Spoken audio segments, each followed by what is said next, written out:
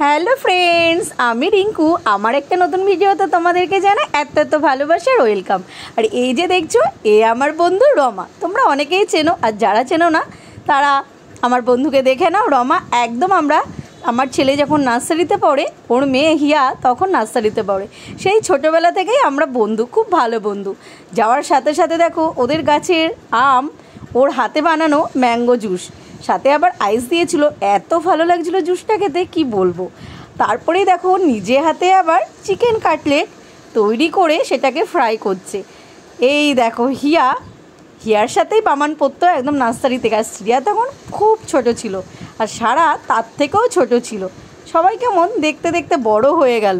দিনগুলো কোথা দিয়ে যে চলে যাচ্ছে সত্যিই বুঝতে পারছি না। হিয়ার বামান এখন ক্লাস 10-এ পড়ে, আর শ্রিয়া সারাও কিন্তু অনেকটা বড় হয়ে গেছে। আর ওইদিকে রমা তো কী খাওয়াবে খালি সেটাই করে যাচ্ছে। আসার সাথে সাথে ম্যাঙ্গো জুস বানিয়ে দিয়েছে, কোনো কিছুই কেনা না, সবটা ও নিজে হাতে তৈরি করে সবটা ও খাইয়েছে। এই দেখো, বলতে বলতেই রমার হাতে গরম গরম বানানো চিকেন কাটলেট আর সাথে রাই আর স্যালাড, তো অসাধারণ বানিয়েছিল কাটলেটটা, কি বলবো।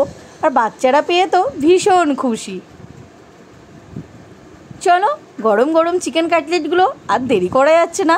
আবার সাথে দেখো মিষ্টি দিয়েছে, কোনটা রেখে কোনটা খাবো, এত কি খাওয়া যায়। ও কিন্তু বসে নেই, চিকেন কাটলেটগুলো দিয়েই আবার সেই কিচেনে চলে গিয়ে দেখো এদিকে পোলাও করে ফেলেছে, আর সাথে বানিয়েছিল ডাক বাংলো। আমি ওকে বললাম মটন করেছি, তার সাথে আবার ডিম দিয়েছিস। ও বললো না, এটা একটা রেসিপি বানিয়েছি, মটন ডাক বাংলো। তো রেসিপিটা কিন্তু অসাধারণ ছিল। পোলাওয়ের সাথে সাথে ছিল স্যালাড, ছিল কোল্ড ড্রিঙ্ক, মিষ্টি, মানে গেলে দাদা আর রমা কী যে খাওয়াবে আর কি করবে ভাবতেই পারে না। আর দাদার তো আতিথেয়তার কোনো তুলনাই হয় না। এই দেখো অনেকটা রাত হয়ে গেছে, 11টা বেজে গেছিলো। তো দেখো ও ডিনারটা সার্ভ করে দিচ্ছে। তো অসাধারণ ডিনার, কি বলবো। রমার হাতে সত্যি ভীষণ ভালো রান্না করে। তো আমরা সন্ধ্যেটা সবাই মিলে অনেক দিন পর বেশ আনন্দ করলাম। জমজমাট সন্ধ্যাবেলা চলে এই বৃষ্টির ওয়েদারে, অনেক দিন পর সবার সাথে দেখা। আর ওই দিকে দেখো রমার বর দাদা ভীষণ একজন ভালো মানুষ, কি বলবো। মানে গেলে যে কিভাবে আপ্যায়ন করবে সেটাই বুঝতে পারে না। এরকম মানে খাবার পরেও দাদা জোয়ানটা দিতেও ভুল করে না।